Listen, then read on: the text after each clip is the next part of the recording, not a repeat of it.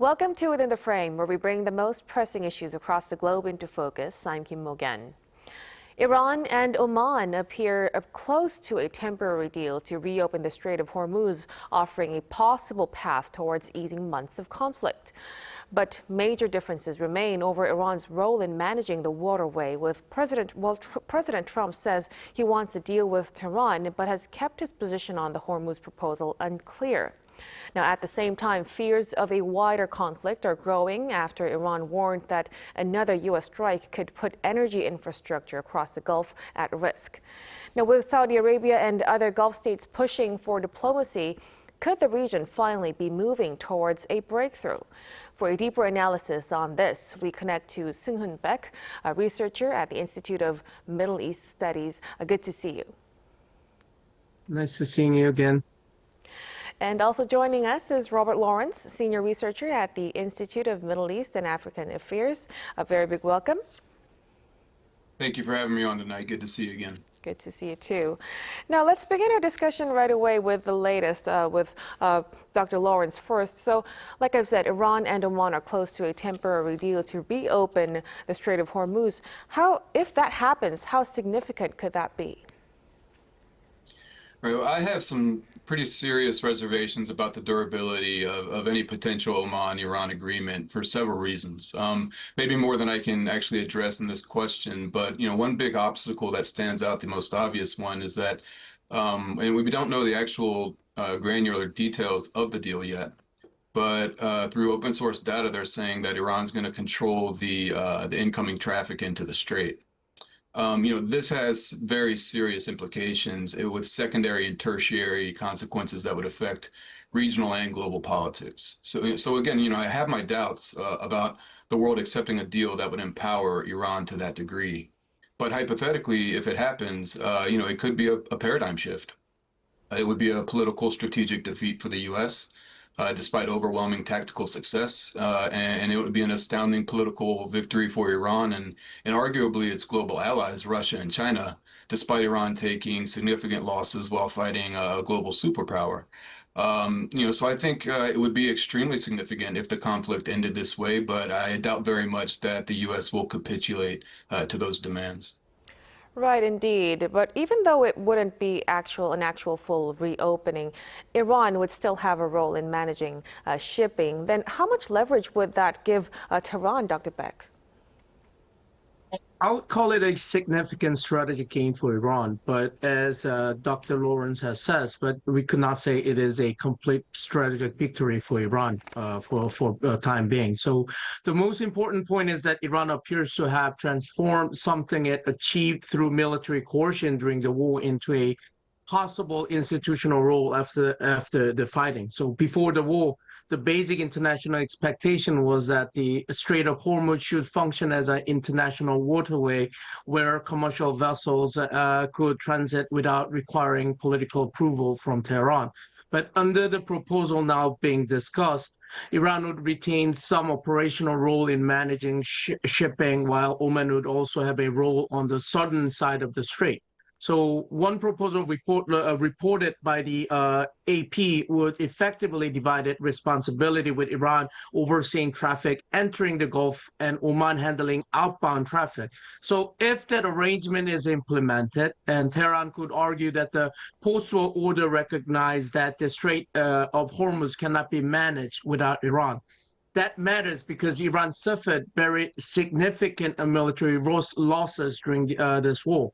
So its air defenses, missile infrastructures, and command structures were badly damaged. So from Tehran's perspective, retaining the leverage over Strait of Hormuz allowed it to say, we may have lost militarily, but we are not strategically eliminated. And it will bring a future administration and maritime services of strait in consultation with Iran. We're going to give a significant leverage for Iran for next negotiation phases and process. So we could say it's a strategic game, but again, United States will not gonna submissive to all the demands and the ask of like Iran. So we have to see what will be the agreement from the both party.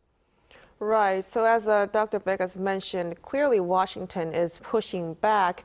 The U.S. rejects Iranian control over the shipping through the strait. Dr. Lawrence, why is that such a red line? Please elaborate for us. This is kind of the crux of the matter, to be honest. Like Dr. Beck said, the U.S. expects this to be an international waterway with a free flow of traffic. And if this goes in the way of Iran actually controlling incoming traffic, it would cross a number of red lines with Washington. Domestically, this would be a bit of a disaster for the administration going into the midterms. This war has been unpopular. It's expensive. It's taken a heavy toll on critical munitions that might be needed for other potential conflicts. And the U.S. has lost young men and young women, and hundreds of people have been hurt. So if the result of these sacrifices is that Iran ends up controlling the Strait of Hormuz, which it did not before the conflict started, then I think both the midterms and Donald Trump's legacy are increasingly vulnerable. Internationally, it would empower its adversaries, in the conflict, which that implies a strategic defeat in and of itself, right? Despite all the tactical success. Owning the strait or being able to control the strait is more than just about oil. You'll control about 20% of global oil and LNG. But it would also effectively give Iran control over about a third of the world's global seaborne fertilizer and helium, which is a key component in superconductor manufacturing. But it also gives about 20% or control over 20% of jet fuel, seaborne jet fuel in the global supply chain. So, this effectively would make Iran a major center of global power and politics, which is a big change. Just before the conflict began, it seemed like they were fairly isolated without, besides a couple of global partners that have been helping it. Regionally, Iran would have an unprecedented amount of leverage over its Gulf neighbors, especially states like Bahrain or Qatar or Iraq, Kuwait, who they rely on the strait for 100% of their seaborne trade. Collectively, this would enable Iran to basically leverage the world's economy to achieve its desired outcomes. So if this is the outcome, it's going to negatively affect the U.S.'s deterrence capability and therefore its reliability as a security guarantor. But additionally, if Iran is allowed to charge fees, which it says it's going to do, this would undermine or at least raise a lot of questions about the efficacy of the international sanction regime on Iran. So, I think when you take all these together, there are just too many red lines being crossed. I think most in Washington will not be in favor of this outcome, and I think it may be stillborn. Right. So this control, it really means a lot, just more than what it seems to be. And another sticking point that among these red lines that we've mentioned is, of course, the transit fees. Iran wants to charge for maritime services, while the U.S. opposes any fees. Dr. Beck, how much could this further complicate a deal? I think this dispute is much more about authority than money. I mean, there is an important distinction between legitimate maritime services charge and political control. If a coastal state provides a specific services such as pilotage, rescue operation, environmental protection, mine clearances, or navigation assistance, it is possible to charge a transparent fee for that particular service. So we see comparable arrangement in other major waterways in same manner. But Iran is seeking something much broader. I mean, Tehran has been discussing charges amounting to roughly 5 to 7% of cargo value, while Oman has floated something closer to 3%. So, and now, as you mentioned, Washington position is essentially zero compulsory transit fee, which Iran is also considering restriction on vessel belonging to state it regards as hostile and potentially very large penalties for violating those restrictions. But once the payment is calculated as a percentage of a cargo rather than the actual cost of maritime services, it began to look much less like a service charges and much more like a toll for permission to pass. And that has enormous strategic implication. If ship has to pay Iran in order to enter or leave the Gulf, then Iran is not simply providing maritime services. This is exactly what Washington fears. The United States is concerned not only about what happens in Hormuz today, but also about the president. So if a country can use military forces to disrupt an international strait and then institutionalize a toll system as part of the peace settlement, other strategic waterway could eventually face similar political claim. So I think this is something that the United States really not fear, but biggest concern. So I don't see, we have to wait and see how it will goes, but maybe best way is service charge. But if Iran started to say, oh, we're going to charge some fee based on values of cargo, and if they decide to prevent or restrict certain like states of vessel in terms of their condition, then it will be unacceptable for United States. So it will gonna it will gonna lead to prolonged negotiations. So we have to see. But now this is a beginning, initial phase of the negotiation. That's why Iran is raising the bar, saying like we're gonna charge 7% or 5%. But I don't think it will be the end deal for the term. So we'll have to watch and see how it goes. Right, so we're still on negotiation terms, actually. But even so, you know, the U.S. is really opposing this control of the strait. But President Trump, he said he still wants a deal with Iran. Dr. Lawrence, how do you read Washington's strategy at this point? You know, the messaging has been a little bit confusing, but from all actors involved, right? The U.S. says it's negotiating with Iran. Iran denies this and insists it's only talking to Oman. And then President Trump says that a deal is close. It'll be in the next couple days, and threatens the resumption of kinetic strikes if one isn't met, if there's not a deal made. And then you know, he and other officials in the administration are implying that the strait will not be controlled by any party in any way, saying exactly what they expect that deal to look like. You know, so this has been a bit confusing regarding the strategy coming from Washington. You know, President Trump has certain goals he wants to achieve, I think, but whether or not he has a strategy to achieve those goals kind of remains a little bit difficult to ascertain. Sometimes his actions closely resemble Richard Nixon's madman strategy, where unpredictability and the willingness to escalate are designed to keep adversaries kind of off balance, right? But this very same unpredictability and the willingness to change course makes some people think that he's just reacting to changes on the ground and doesn't actually have a strategy. Whether he can turn the past year's tactical wins into strategic political achievements will better indicate the presence or absence of real strategy. But, you know, madman strategy can really only be judged by the outcome. You can't really judge that halfway through. So we're going to have to really wait and see if this is part of a strategy or if there are a bunch of tactical wins. You know, on the other hand, there is a risk of what people in policy circles often refer to as mirror imaging. And this is when one side thinks that the adversary thinks the same way they do on the matter, and therefore they're going to act as a rational actor should act the same way they would act. You know, and in this case, it would be to make a deal. That would be a mistake. The Iranians are not thinking the same way that we do about election cycles. They think that they have a higher pain threshold and a greater will to kind of wait out the conflict. So we're going to have to wait and see how this pans out, I think, before we can start addressing, you know, the presence or absence of a strategy, because the president plays his cards very close to his chest, right? Mm-hmm. He doesn't give away a lot of information. He distrusts the press. He distrusts the State Department. You know, so I think it's a little bit difficult for people outside of his circle to really know whether or not there is a grand strategy, despite all of the abundance of speculation that we kind of hear in the news. I will argue that I think he wants to go into the midterms with something to show. And then there's also a very important question about what happens after the midterms, regardless of the outcomes of the midterms. There's going to be a period between the midterms and the next Congress coming in where there's a window where things can change very drastically. Right, definitely. But so. Mm-hmm. One more thing, tactically right now, I think Washington's just trying to exhaust all other options before returning to strikes.